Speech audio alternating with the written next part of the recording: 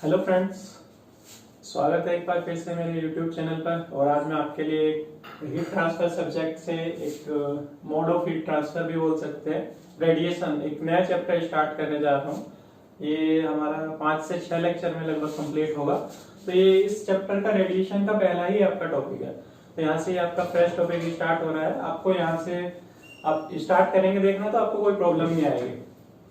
तो बिना time waste करते हुए हम फटाक से आगे बढ़ते हैं, बात करते हैं रेडिएशन की। रेडिएशन होता क्या है? रेडिएशन का जैसे कि मैंने यहाँ पर आपको डेफिनेशन भी लिख के दिखा रखी है।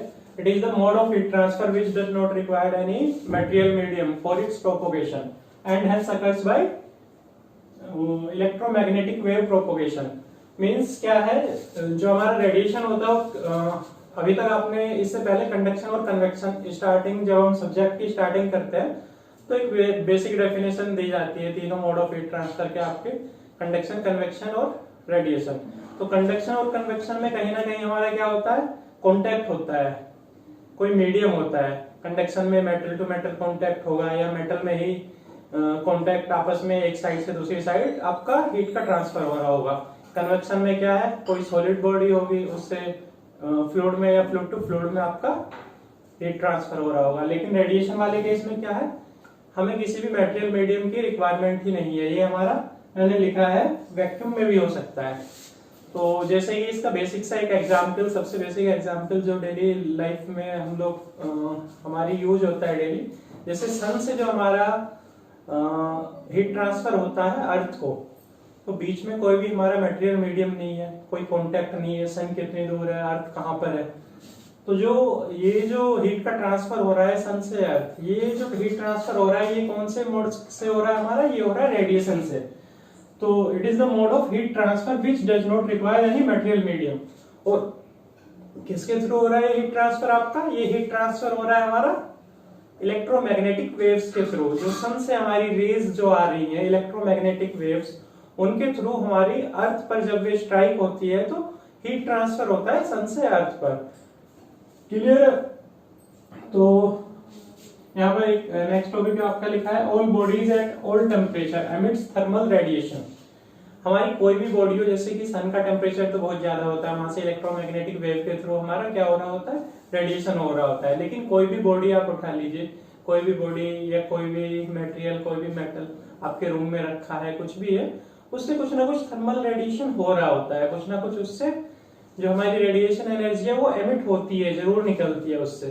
लेकिन क्या है, वो बहुत ज्यादा आपका लो टेम्परेचर पे है और हमारी बॉडी भी उतने ही टेम्परेचर पे है। या बाकी चीजें, जैसे इस रूम की मैं बात करूं तो यहाँ पे आपका ब्लैक बोर्ड ले लीजिए, ये मार्कर ले लीजिए, यहाँ पर रखा है, तो इसमें भी कुछ ना कुछ हमारा रेडिएशन एमिट हो रहा है। लेकिन ये भी सेम टेम्परेचर पे, ये भी सेम टेम्परेचर पे आपका ये सब पूरा रूम क्या है, थर्मल इक्विलिब्रियम कंडीशन में है। तो हमें पता नहीं चल रहा होता कि हीट का ट्रांसफर कब कैसे हो रहा है। तो emits thermal radiation except bodies at 0 kelvin. जो बॉडी हमारी 0 केल्विन यानी कि -273.15 डिग्री सेंटीग्रेड पे जो बॉडी होगी, उसके अलावा सारी बॉडी किसी भी टेम्परेचर पे हो, कुछ ना कुछ थर्मल रेडिएशन एनर्जी एमिट करती रहती है। It can rate of heat radiation energy is directly proportional to T की पावर 4। T क्या है, यहाँ पर टेम्परेचर है और T हमेशा केल्विन में लेना है। जो भी हमारा रेडिएशन के अंदर जब भी हमारा टेम्परेचर की बात होगी तो ये चीज याद रखिएगा, तो टेम्परेचर हम हमेशा केल्विन में लेंगे। और जो रेडिएशन एनर्जी है वो डायरेक्टली प्रोपोर्शनल होती है टेम्परेचर की पावर 4 के। टेम्परेचर की पावर 4 से आप समझ सकते हैं कि जो रेडिएशन एनर्जी है, जो हीट का ट्रांसफर है, वो रेडिएशन मोड के थ्रू बहुत ही हाई स्पीड से होगा। क्योंकि आपने कंडक्शन के केस में देखा होगा या कन्वेक्शन के केस में देखा होगा, वहां पे जो हीट ट्रांसफर था, हीट ट्रांसफर हमारा डायरेक्टली प्रोपोर्शनल होता था टेम्परेचर के। लेकिन यहाँ पे क्या है, टेम्परेचर की पावर 4 के प्रोपोर्शनल है। और ये हमारा रेडिएशन क्या है, वैक्यूम में भी हो सकता है।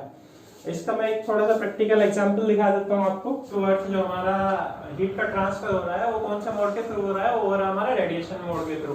तो सन से हमारी इलेक्ट्रोमैग्नेटिक वेव्स आ रही हैं, अर्थ पे स्ट्राइक होती है, जो हमारा अर्थ को हीट ट्रांसफर होता है वो होता है रेडिएशन मोड के थ्रू। तो ये मैंने एक थर्मल रेडिएशन सोलर रेडिएशन का दिखाया हुआ है। 0.1 माइक्रोन से 100 माइक्रोन तक जो हमारी इलेक्ट्रोमैग्नेटिक वेव्स आ रही है उनकी क्या है वेवलेंथ शो की हुई है।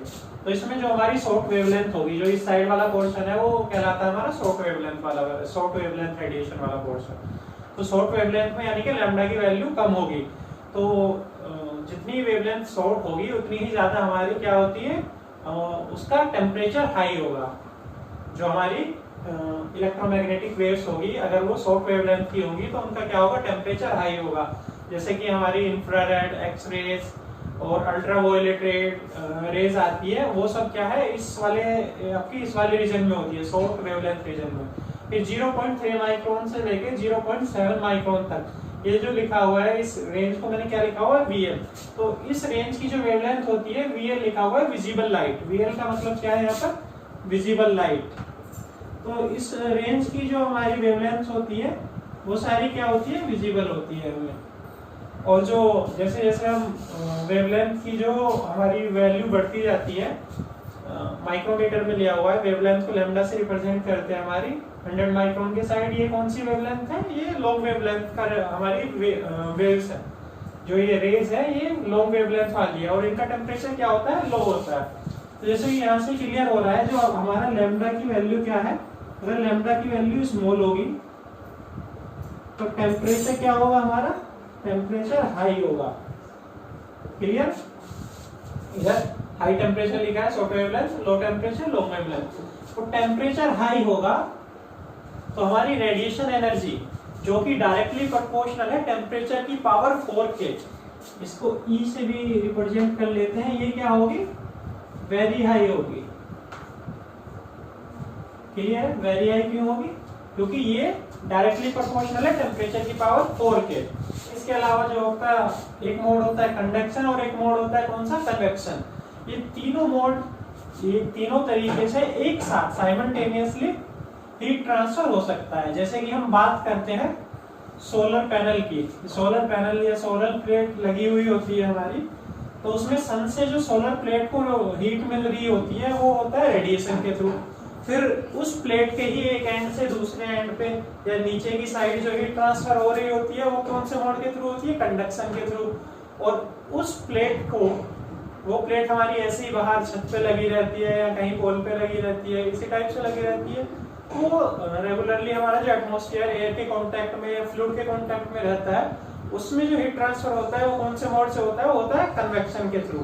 तो जो ये एक एग्जांपल हो गया आपका सोलर प्लेट का, इसमें तीनों तरीके से हीट ट्रांसफर हो रहा है एक साथ, रेडिएशन से भी हो रहा है, कंडक्शन से भी हो रहा है और कन्वेक्शन से भी हो रहा है। इसके बाद हम बात करते हैं कुछ प्रॉपर्टीज होती है रेडिएशन में, प्रॉपर्टीज की बात कर लेते हैं। जो एक्टिविटी, इसको रिप्रेजेंट करते हैं हम अल्फा से, रिफ्लेक्टिविटी इसको डिनोट करते हैं हम रो से, और ट्रांसमिटिविटी इसको डिनोट करते हैं हम टो से।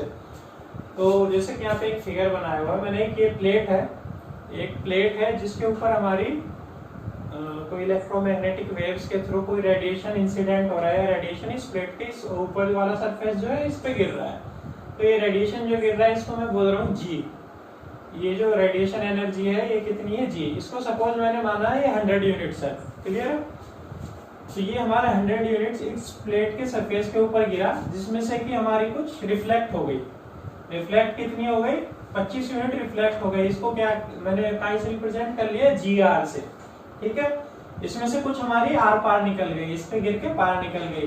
तो ये 25 यूनिट सपोज हमारी इसमें से ट्रांसमिट हो गई, यानी कि पार निकल गई। इसको GT से मैंने रिप्रेजेंट किया है।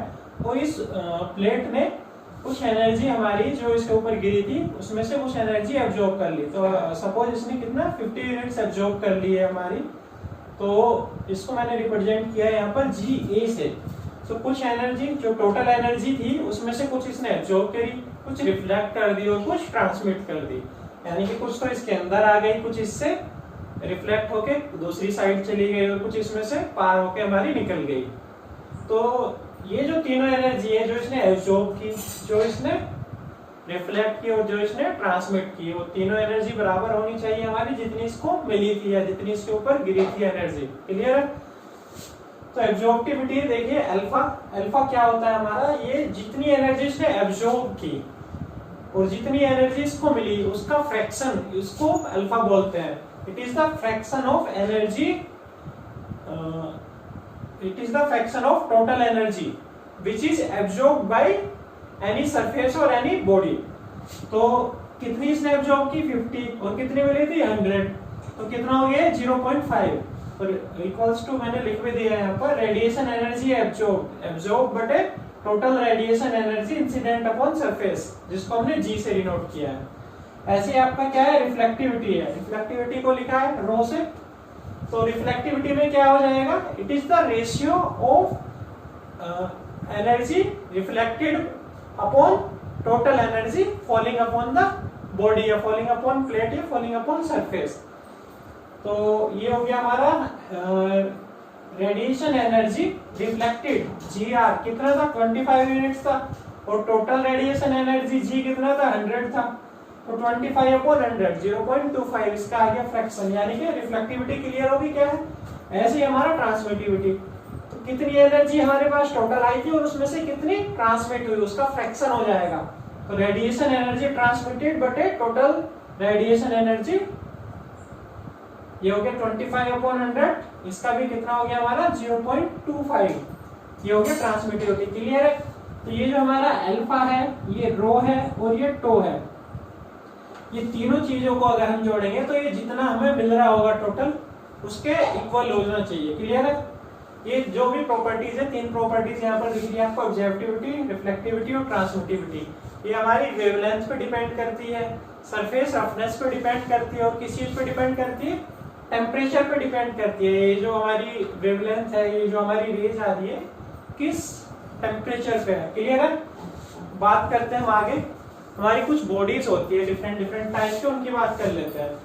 ठीक है। ये अल्फा, रो और जो ट्रांसमिटिविटी टो, ये तीनों चीजों का जो सम है वो इक्वल्स टू होगा 1 के, या इसको कह सकते हैं अगर हमारी एक यूनिट फ्रैक्शन, यहाँ पे फ्रैक्शन की बात हो रही थी, तो इन तीनों फ्रैक्शन का सम मिलके क्या होगा 1, यानी कि 100% हो जाएगा। यानी कि जितनी भी रेडिएशन एनर्जी हमारी कोई भी बॉडी को मिल रही है उसमें से कुछ एब्जॉर्ब होगी, कुछ रिफ्लेक्ट होगी और कुछ ट्रांसमिट होगी, तो तीनों का टोटल क्या होगा, इनका 1 होगा। क्लियर है।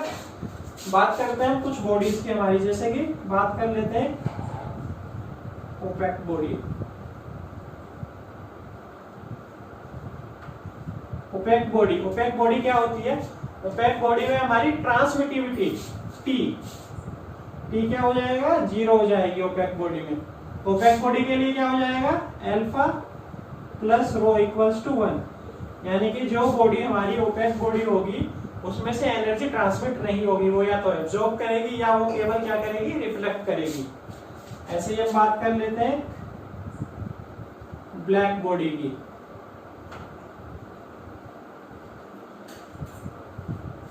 ब्लैक बॉडी क्या, ब्लैक बॉडी से आप लोगों को जैसे नाम से इसके पता चल रहा है, आपको लग रहा होगा कुछ ब्लैक कलर की कोई भी बॉडी होगी या कोई भी मेटल, कोई भी मटेरियल, कोई भी ऑब्जेक्ट हमारा ब्लैक कलर का होगा, तो ऐसा नहीं है।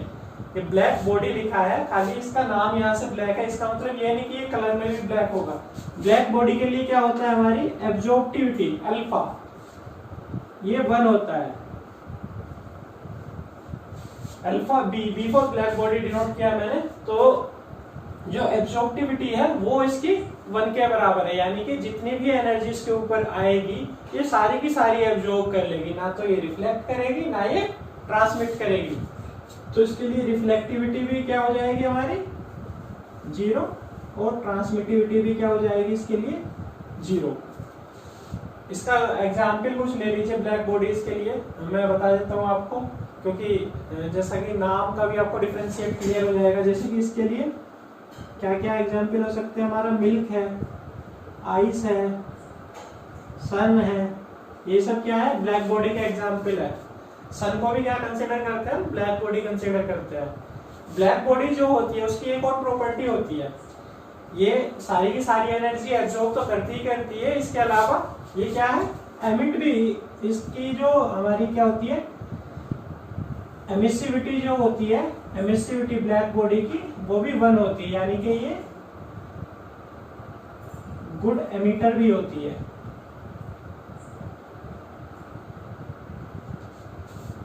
जो हमारा गुड एब्जॉर्बर होगा वो हमेशा एक गुड एमिटर होगा। एमिटर से मतलब समझ लें, मैंने अभी बताया था आपको सारी की सारी बॉडी किसी भी टेम्परेचर पे हो वो कुछ ना कुछ रेडिएशन एनर्जी एमिट करती रहती है। तो ब्लैक बॉडी क्या है, एब्जॉर्ब तो करती ही करती है, उसके अंदर से एमिट जो रेडिएशन निकलता है वो भी उसके अंदर से बहुत ज्यादा निकलता है। तो मिल्क होगी, आइस होगी, सन हो गया, या आपका कोई भी बहुत बड़ा सा सरफेस या बॉडी या कोई भी एनक्लोजर होगा, उसमें अगर स्मॉल होल होगा कोई, तो वो भी एक ब्लैक बॉडी कंसीडर कर ली जाती है हमारी। इसके अलावा बात कर लेते हैं और होती है आपकी ग्रे बॉडी।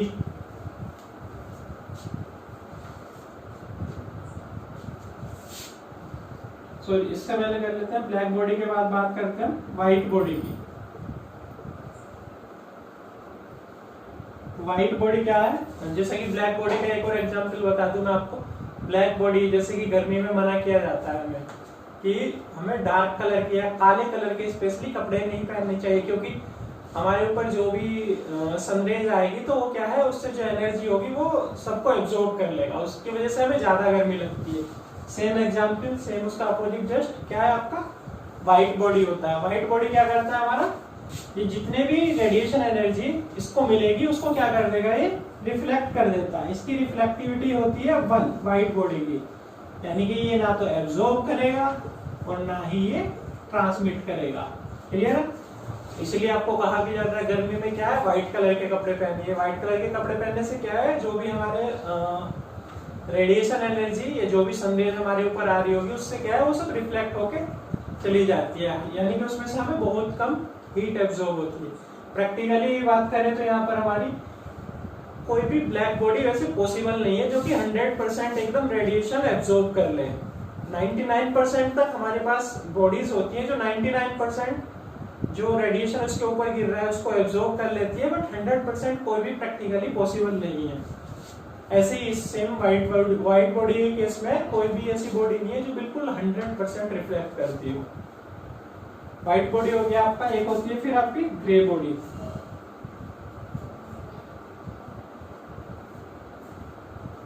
ग्रे बॉडी क्या होती है, ग्रे बॉडी वाले केस में हमारा जो इसकी एब्जॉर्प्टिविटी होती है अल्फा, ये जैसा कि मैंने अभी बताया था आपको, एब्जॉर्प्टिविटी, रिफ्लेक्टिविटी और ट्रांसमिटिविटी तीनों क्या है, टेम्परेचर पे भी डिपेंड करती है, वेवलेंथ पे भी डिपेंड करती है और सरफेस रफनेस पे भी डिपेंड करती है। बट ये हमारी डिपेंड नहीं करती है वेवलेंथ पे, ना वेवलेंथ पे डिपेंड करती है ना टेम्परेचर पे डिपेंड करती है। ये क्लियर है? तो ग्रे बॉडी के केस में क्या है, एब्जॉर्प्टिविटी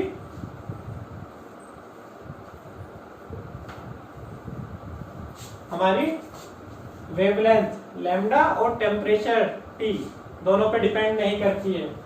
ऐसा ही एक होती है हमारी कौन सी body, colour body. Colour body क्या हो गया, जस्ट इसका उल्टा हो जाएगा। यहाँ पर क्या है हमारी एब्जॉर्प्टिविटी डिपेंड करेगी, depends upon wavelength lambda and temperature T. Clear है? यहाँ पर कलर बॉडी के केस में क्या है हमारी एब्जॉर्प्टिविटी अल्फा, ये डिपेंड करती है वेवलेंथ पे भी और टेम्परेचर पे भी। क्लियर है?